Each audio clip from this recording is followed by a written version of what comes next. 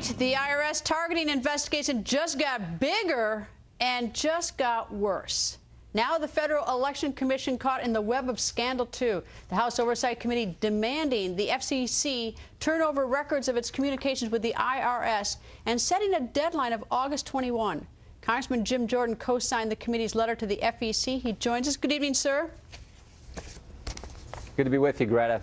Okay, this letter today to the chairman of the FEC, why did you send it to Ellen Weintraub?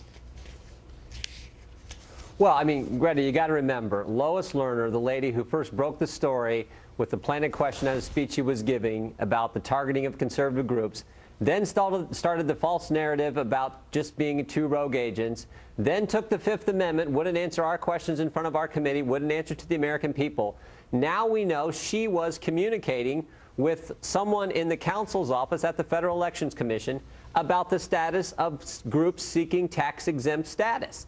So this is the same Lois Lerner who, prior to working at the IRS, worked at the Federal Elections Commission. So we want all this information. We want every single email she has sent so we can get to the bottom of this story.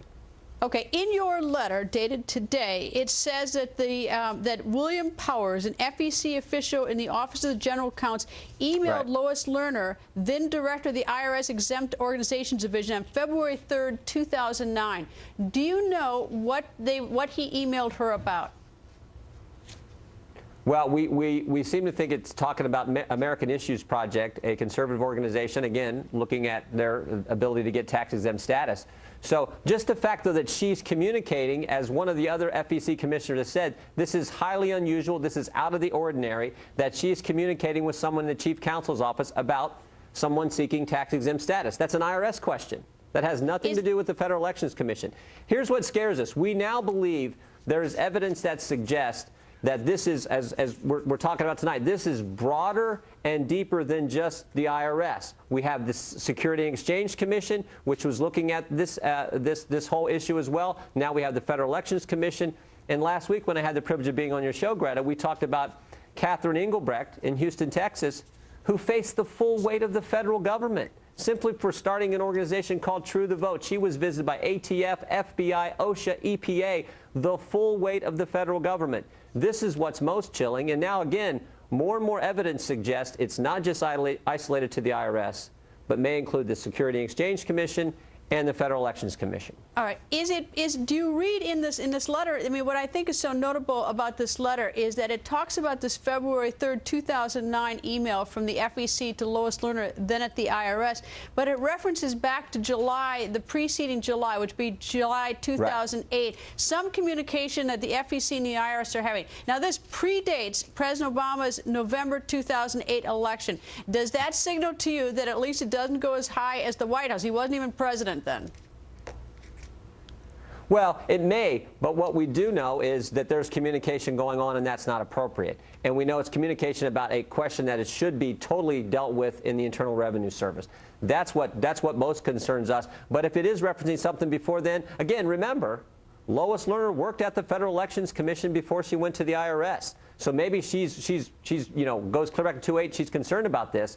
But the point is, there's coordination between these two, at least what appears to be some coordination between two different federal agencies. In terms of the response that you want the response back by August 21st?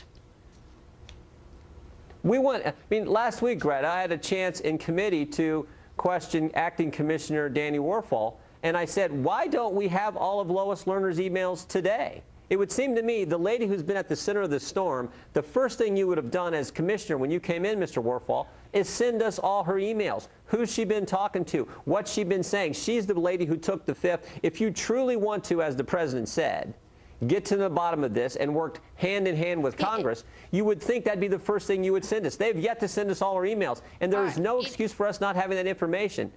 I'm totally with you on this transparency stuff that they all talk about. It's just, I mean, it's so, I mean, I've had it. I'm up to my, over my head, and I mean, it just doesn't happen. I mean, you're not getting information. Lois Lerner takes the fifth. Look, I'm totally with you on it. You're not getting information. What I don't understand, let me give you a little hard time, is that in this letter to the chairwoman of the FEC, you all say that she has by noon on August 21st, 2013 to respond. Nobody's even going to be here in Washington on that day. Nobody's coming back till September. So why do you want it by August 21st? 1st?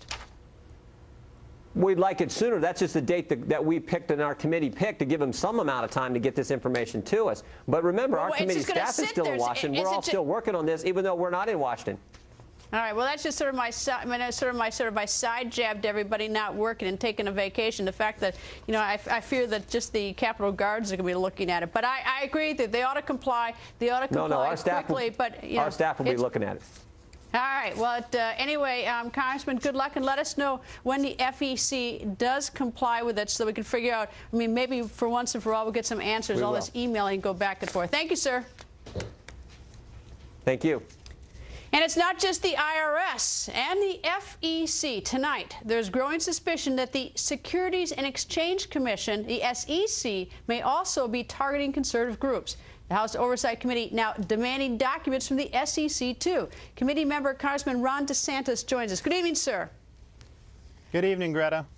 All right, so what's up? I've seen this July 22nd letter where you make a demand of the SEC, the Honorable Mary Jo White, who's chairperson of the SEC, to comply with documents by July 29th. Well, I take it that didn't happen, right? Well, no, it hasn't happened yet, but we do anticipate getting those documents because we're entitled to those documents. Here's the thing. You had all these career people in the SEC who are being asked to push this political speech angle. And they were like, look, this is not what we do. Go to the FEC, go to Congress. But when activists weren't having success for that, they were trying to go through the SEC. The SEC, mind you, they were being tasked with implementing Dodd-Frank, which is thousands and thousands of pages. And yet they were being pushed to kind of put that aside and to take up this issue of corporate political donations. And so it's very strange, and we think it's part of a broader effort connected with the IRS and with the FEC. Well, I certainly want you to get to the bottom of it, but I think perhaps that you might, unless has the SEC complied with this letter or not, this July 22nd letter with the deadline July 29th. I take it the answer is no? Yeah, I don't know. To my knowledge, they have not complied fully with the letter. But I haven't been in Washington since Friday. I did brief. I received a briefing today with the staff, but it covered the broad issues of all three organizations. I suspect, if I can be so bold to speak for the American people, is that as they listen to this, they feel like you're being gamed a little bit. So just like Congressman Jordan trying to get information on the IRS. This has been going on for months, and you're not getting the information. I mean, it's a little bit bizarre. I mean, these are important issues. I don't know what's going to happen on either end of them, whether you're right or you're wrong. But this whole pulling teeth to get information is an incredible waste of time. And there ought to be, you know, you ought to get this information if you ask for it. Well, oh, absolutely. I mean, we had Danny Werfel come in. He took 30 days to look at the IRS, and then he said, oh, well, you know, no intentional misconduct there. Really? I mean, this is something that happened over years and years. You had a lengthy IG investigation. So there has been a lot of pushback from the bureaucracy and from the administration, but they're just trying to protect their own interests. So we just have to be diligent. It is like pulling teeth. We do get the runaround. I mean, we have the subpoena power, but it's very difficult to, you know, always enforce that timely. So we just have to be diligent, and we are going to be diligent. We have patience, and we think the American people deserve the truth. I don't think the American people have much patience left on them. I don't know. Maybe they do. But the message that I think that these agencies are getting from the president down is that this is, quote, a phony investigation or phony scandal. As a consequence, I don't think they're giving you the respect to the investigation that's due as an oversight of the agency. But you have this old-fashioned thing called subpoena. And everybody could be here in Washington today, and you can issue a subpoena, and that information would arrive at your doorstep, you know, by tomorrow morning at 9 o'clock. I mean, if you really want to put your, you know, the pedal to the metal on this, you can, but you're going to have to up it. You're going to have to use subpoenas. Well, I agree, and I think even more than that, you know, with Lois Lerner, she hasn't provided any information. We think she waived her Fifth Amendment right. You know, I would certainly be in favor of calling her back, and if she continues to refuse to answer questions, holding her in contempt of the Congress. I think that would absolutely be appropriate because of lack of information. What takes so long? I mean, this has been going on and on and on. Why does it go, you know, week and month? And I mean, what's up with this?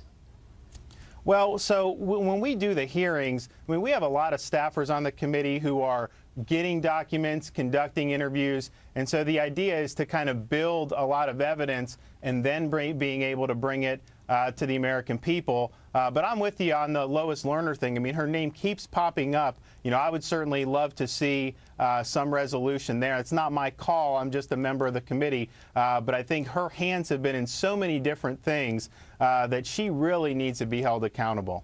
And I think if the president said to his two agencies, or to the SEC, the FEC, and the IRS, to cooperate now and right away, rather than calling it phony, that it wouldn't be like it's an uphill battle for something, by the way, you're obligated to do as providing oversight of these agencies. The president could help on this.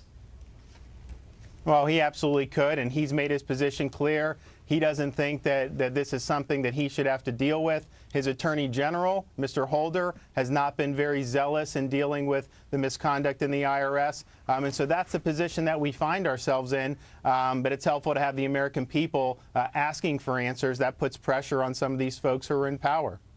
Well, Congressman, thank you, sir. And I hope the American people demand answers so we can move this fast and find out what did or did not happen and move on. But we need cooperation from the administration on this. Thank you, sir. Absolutely.